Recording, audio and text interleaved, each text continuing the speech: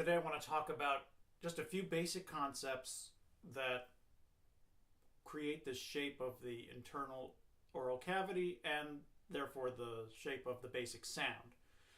These are things that are passed down from teacher to student going back many, many generations. For me directly, it comes from Robert Marcellus, and from him, through him, the basic French approach to playing the clarinet. It should be said that there are a million different approaches to exactly what the instrument should sound like. And a lot of the things that I will say will have to be slightly tailored to the individual player's concept of sound. There's more than one way to make a beautiful sound. For me, growing up, the Robert Marcellus sound was the absolute ideal. Harold Wright was another ideal. Those two were the ones that influenced me the most, although I had great admiration and love for sounds that I didn't copy as much. People like David Schifrin, Gervais de Payer, and several others who are widely divergent in their approach. And so the way they would shape things will be slightly different. But I think there are some basic concepts that hold true.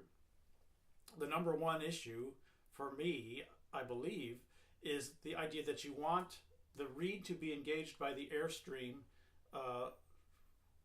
with the air moving in a very focused and fast direction. The most easy to grasp concept for shaping the oral cavity is simply to say shh, shh, as if you're trying to shush someone. And to get that sound, the tongue has to cause the air to whoosh toward the front of the mouth. And that's basically what we're doing. We're going to do slightly different than that ultimately, because we want the front of the tongue to be very close to the reed.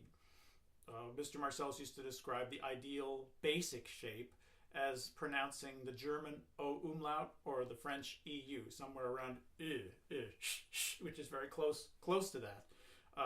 And that shape will, generally speaking, create the kind of sound that is vibrant and focused.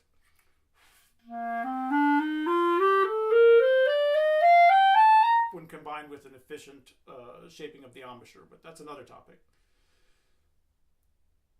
What you want to avoid is anything from the O or Ah family. O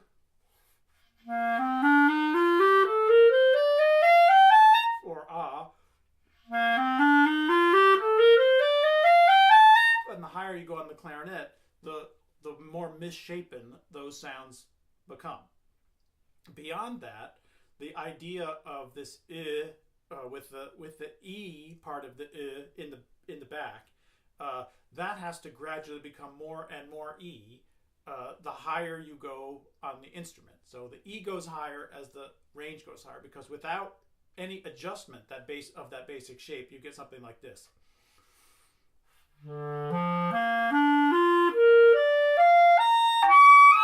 That's about all you can get. But if you shape the focus of the air based on the note that you're playing, in other words, you're constantly adjusting that interior shape in an extremely subtle way,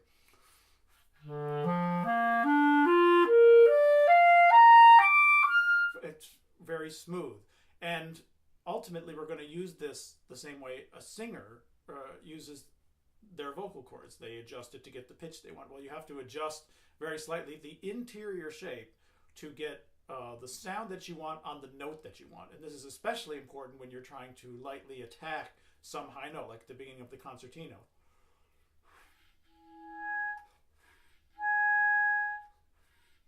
And there are different mental tricks you can do for attacking different notes. So that's a basic approach to concept. From here on, it gets into great details, which one has to extrapolate into one's own style of playing.